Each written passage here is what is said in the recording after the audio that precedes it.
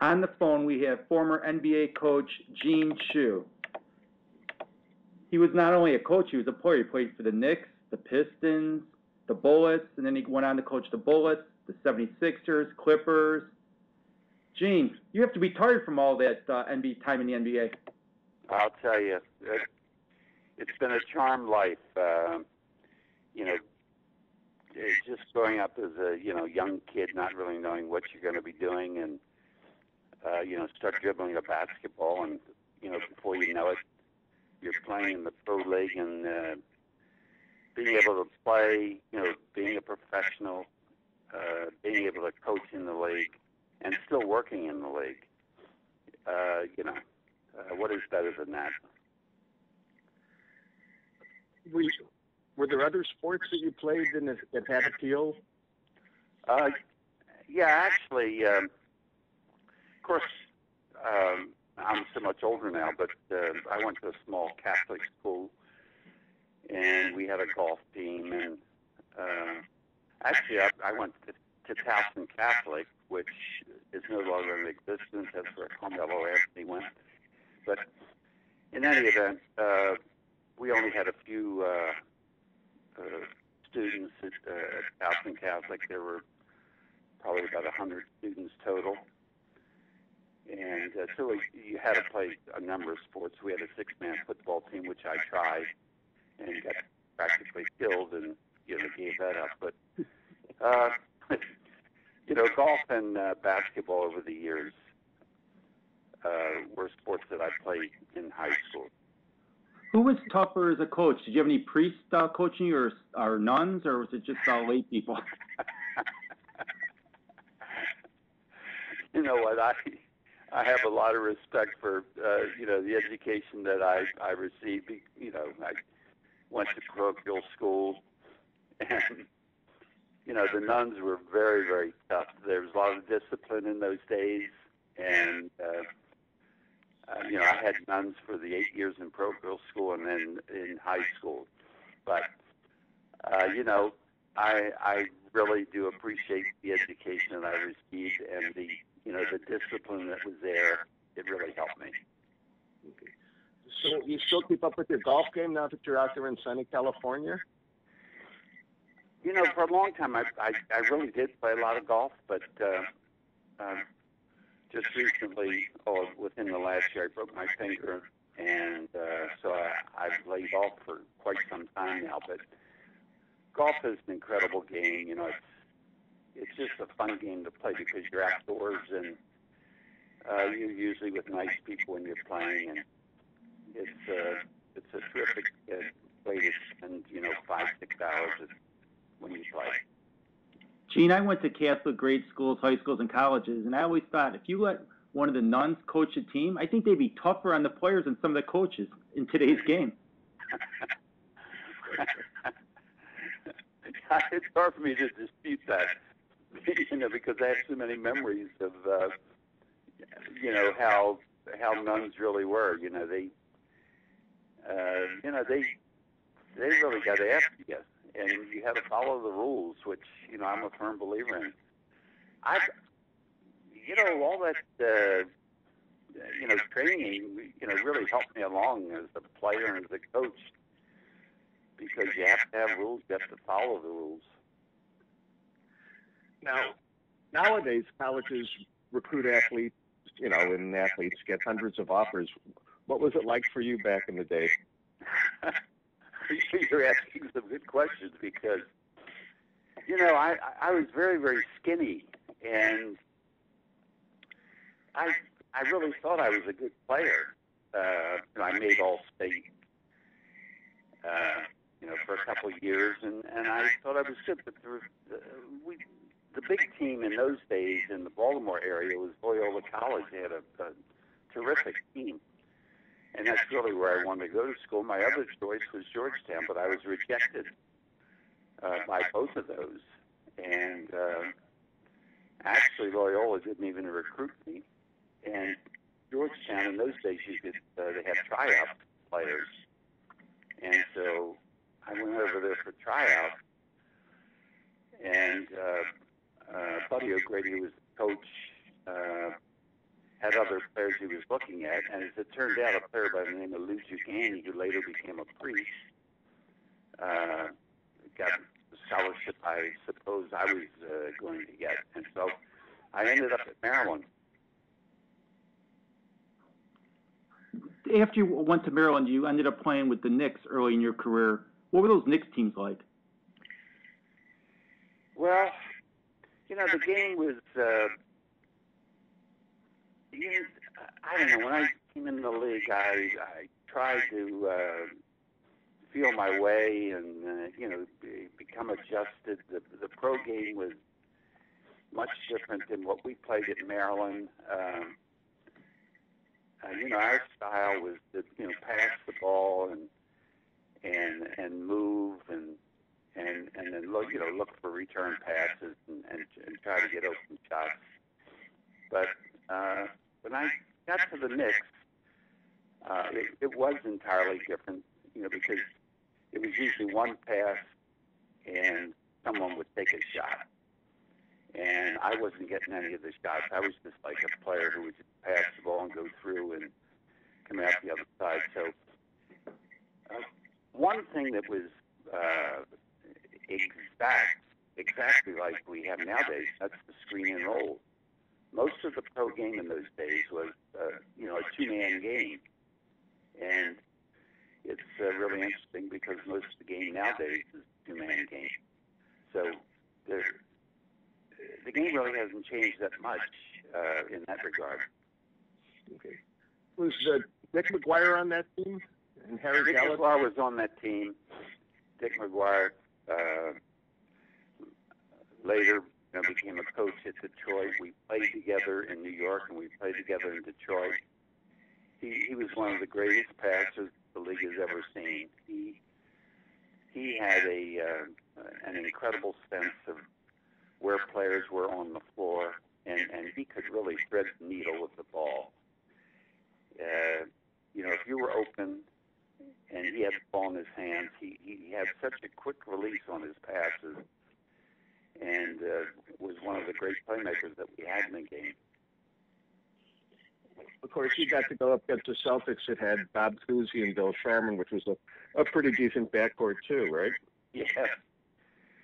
Well, you know, the Celtics in those days, they had, excuse me, they had a great backcourt, and Bill Sharman was one of the toughest guys to guard because he was always coming off the screens, and they always had some big guy that was just, you know, killing you on screens.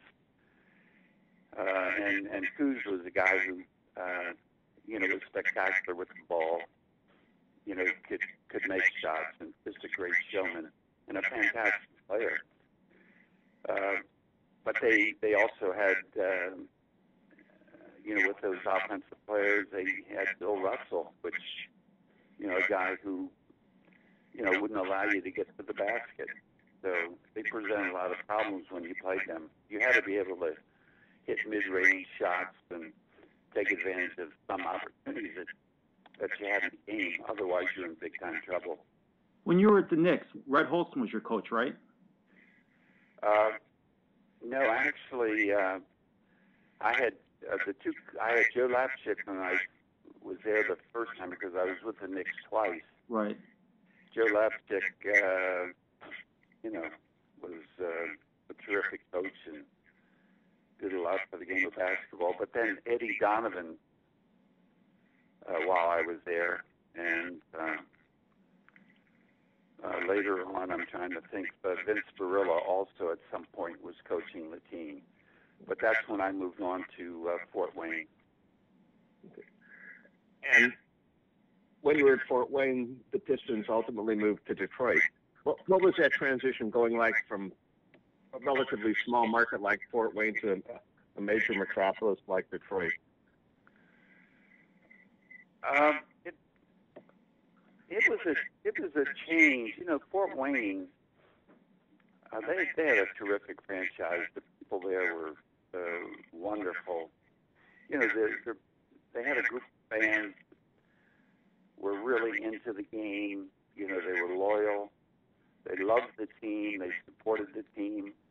We just didn't have enough fans.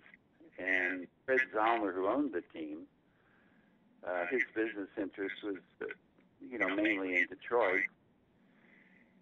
And the opportunity came along, for him to move. The atmosphere was entirely different because we played in the Red Wings old ice rink, which I forget the name of right now. But was that Cobo Hall? No, Cobo Hall came later. That was a brand new building, but we played in where they played hockey, the Red Wings, and it was, they would leave the ice down, and the building was always cold. And starting out, we didn't have all that many fans, so whereas in Fort Wayne, the atmosphere was warm because we played in a much smaller gym. We got to Detroit, and the atmosphere completely changed because there wasn't that.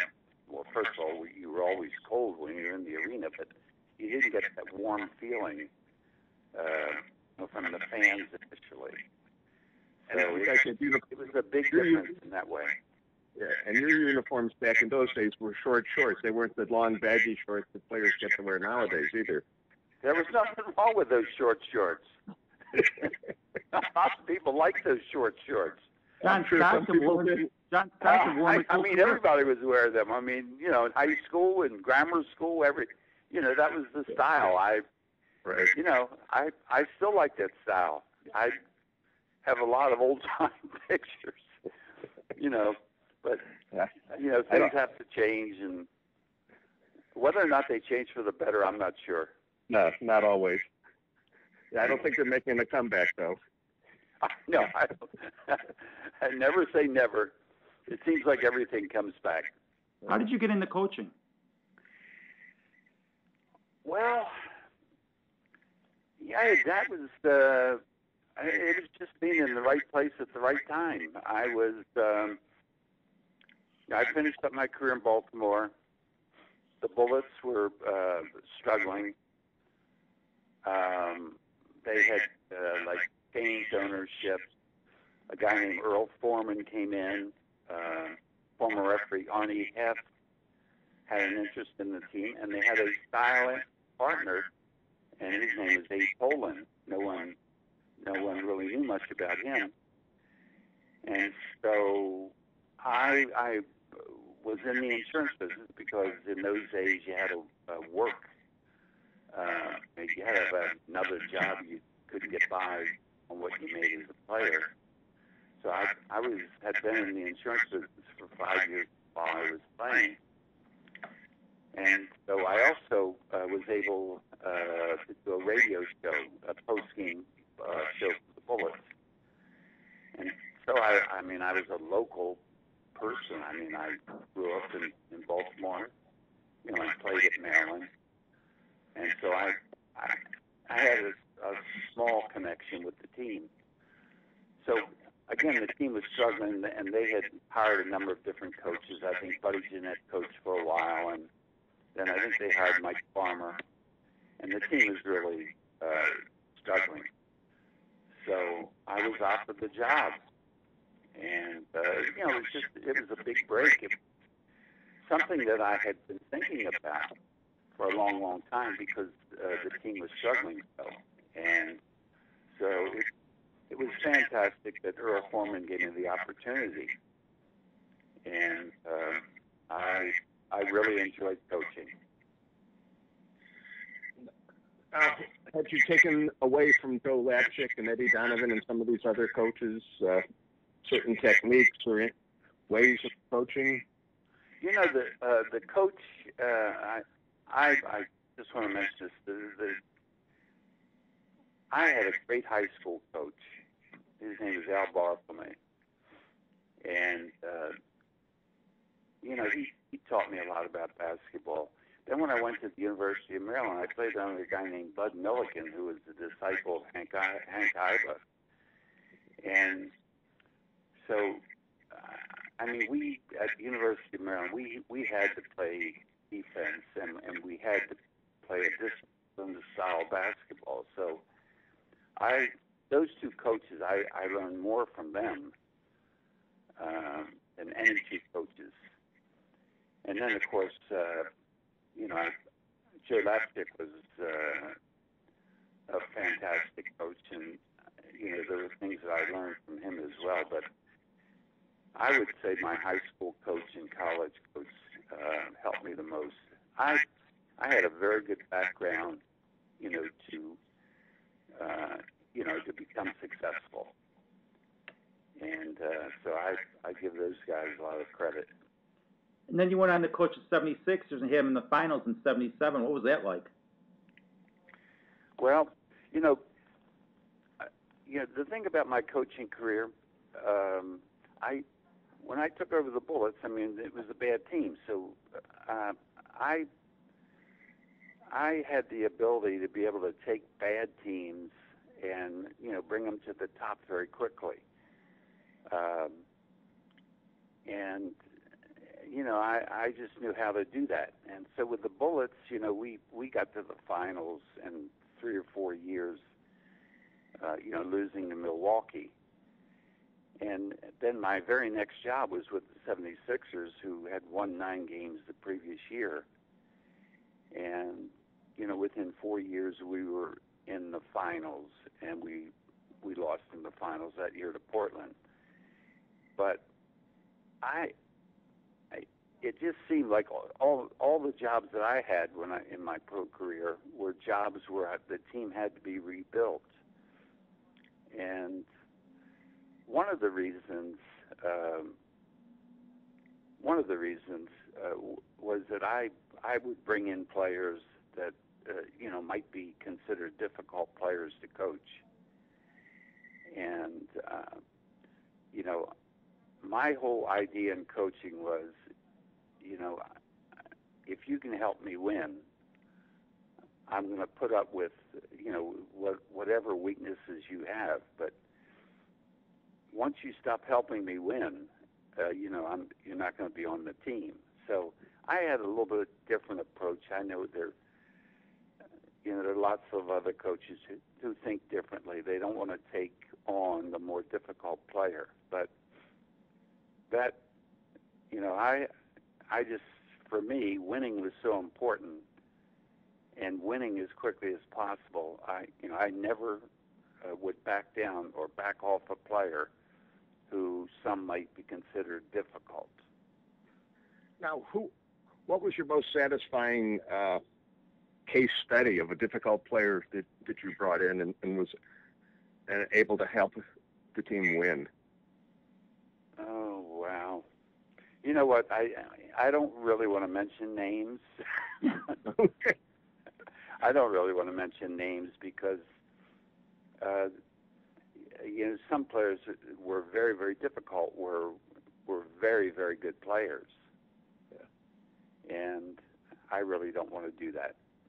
How would you deal with a difficult player? Well, usually when you have a difficult player, there are lots of meetings.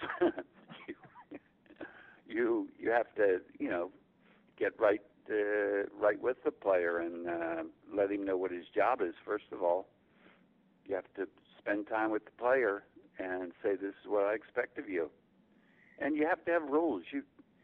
Well, for me anyway, that's the way I coach. You have to have discipline. Here we go again, but, back to my training.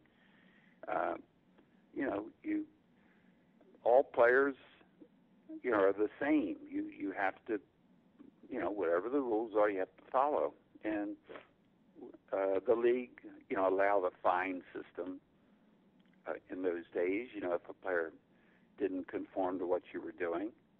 But, with problem-type players, you have to have lots of meetings with players. And, again, my whole idea was, I can put up with your conduct and the way you act, as long as you help me to win, because winning was the most important thing to me. And, basically it worked for me. I had some bad moments. With guys who became very difficult, but they were usually traded or, released. Was there any team or any coach that you took particular enjoyment out of beating? I like to beat all the coaches. No, I was one of those, and to this day still am. Winning, in any game, is really important to me. And I think when I was a kid, I was one of those kids who was a sore loser, who, I quite honestly didn't handle myself very well when I would lose at anything. And I think I'm still a sore loser. I just, when I play tennis or if I compete in anything, and I really mean anything, I still don't like to lose the game. How do you go to the finals with Philadelphia in '77 and then the next year end up with the Clippers? Well, that's a long story, which I don't think I'm going to get into, but the bottom line was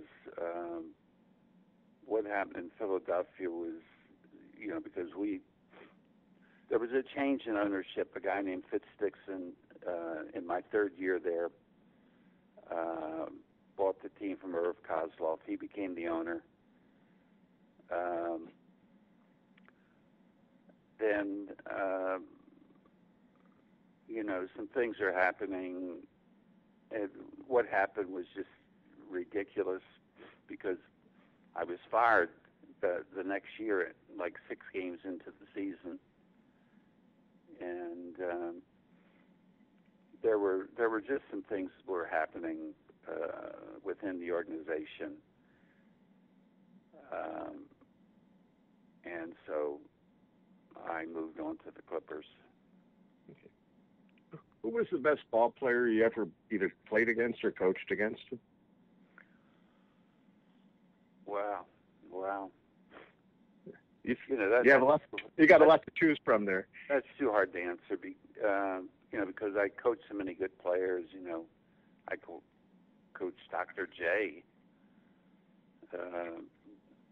Wes Unseld, Earl Monroe. Elvin Hayes was one of the best power forwards in the game, and his name is hardly ever mentioned when they talk about great power forwards. I played with all the best players, Oscar Robertson, Jerry West, Elgin Baylor, Wilt Chamberlain, Cousy, Sharman. I played with just about all the top players and, coached, against many of the top players. And, it's too hard to say. Okay. Now you're working for the Philadelphia 76ers. What do you think of the 76ers team this year? We're fantastic. Doug Collins has done an incredible job with the team. And, we are one of the, we're really a fun team to watch. We've hit some rough patches lately because we had this, Spencer Hawes has been out and he was off to his best year, and it's really hurt us. And we probably could have won with him in the lineup maybe 4 or 5 more games. So, but we're a fun team to watch. Doug has the team. It's refreshing. He has the team playing unselfishly. We really pass the ball around. It's when a guy's open, he gets the ball. We run a motion offense, and the players every night, which I really respect.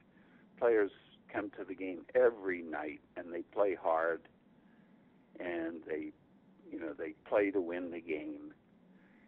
And there are times we're on the break, we're electrifying. When our defense is really sharp, we create turnovers, and we're as good as anybody is getting up and down the floor. off of turnovers. So it's a real pleasure watching the team. Doug Collins, is a player who I coached, as a rookie, and he's just done a great job with the team. Yeah. Could you see early on that Doug eventually would be a coach? You know what? Doug was always into the game. Doug was a student of the game, from day one. He,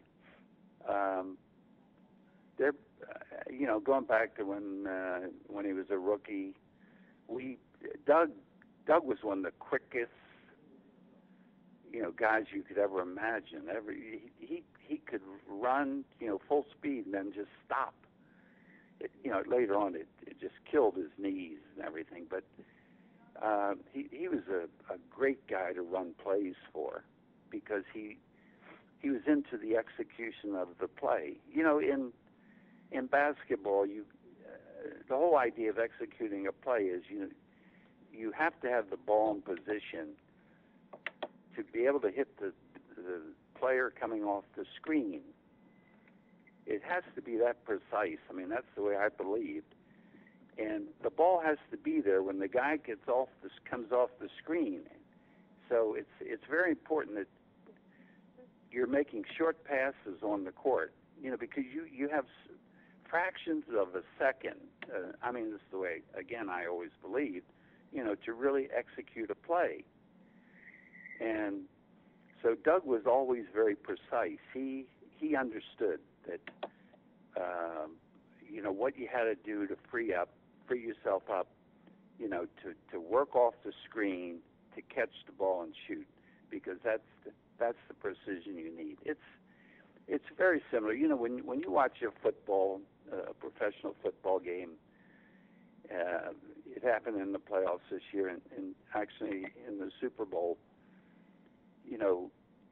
When you see a player and all of a sudden the ball is there and the player is there and there's very little room, the defender's also there. But that's the same type of precision that you need. You need your team to execute. And Doug was great at that. He was great at that. If you were coaching today, how would you defend the Miami Heat, or how would you beat them? Well, of course, I would do all kinds of, things that we don't do much of nowadays. But there wouldn't be one set thing that I would do. But there are different ways that you can cover a two-man game. But there's so many different ways that I would do it. And I would mix it up. And I would mismatch players. And if I was always a believer in forcing the weakest player to end up with the ball. That's what you want to do. So if LeBron, if he's the guy working off the screen and the center's setting the screen, I would. In situations, I'd put my best defensive player on the screener and automatically switch. I would do things like that. I would fight over the screen and help. I would trap, in other words, but I would do a variety of things, and I wouldn't just do one certain thing. Basically, I would like to see teams in the league do other things. But, most of the teams do the very same thing. That's the way it always is. But, there's certain situational plays in the game, where that's when you might do something a little bit different, where you catch the team off guard, especially when it's coming down the last second plays in games and you know exactly what a team is going to do. So I would mix things up. I would trap a lot more. I would double team a lot more. I'd zone, different defenses. I'd have a zone press in the backcourt. I'd be doing everything you can do to win the game. Now, Doug Collins has a reputation of teams sort of after a few seasons, the relationship goes south. Are you ready to come off the bench and coach again in 2-3 years? You know what? I cut my coaching career much too short. I ended up in Philadelphia, and I went back there as general manager for a short time, and then became the player personnel director. But my love has always been coaching. The answer to that question is no. I love coaching, but it's such a grueling, very difficult job, and losing is something that really would bother me. And I'd be too excitable and too crazy, and no. But I mean, coaching's a wonderful profession. And Doug, don't worry about Doug. Doug's going to be in Philadelphia for a long time. We have a good team, and Doug has done a great job, and we don't have all the pieces just yet. We just need a few more parts, but I think Doug is going to get the team to a point, in a few years here, to compete for championships. What surprised me was when that Maryland job opened up, when Lefty Driesell resigned, that you didn't go after that job. There was a time I thought about college coaching, but I was so deeply involved in the pro game, and really loved it so much. And I'm just thankful and grateful that I've been able to hang around for all these years. And hopefully make the Hall of Fame soon. Well, that would be an incredible honor, for something like that to happen. As I said earlier, my life has really been charmed. You're kind of blessed when you end up in an occupation your whole life, just because you started out dribbling a basketball. Thank you so much for your time. It was a pleasure talking to you. Thanks, guys. Thanks so much.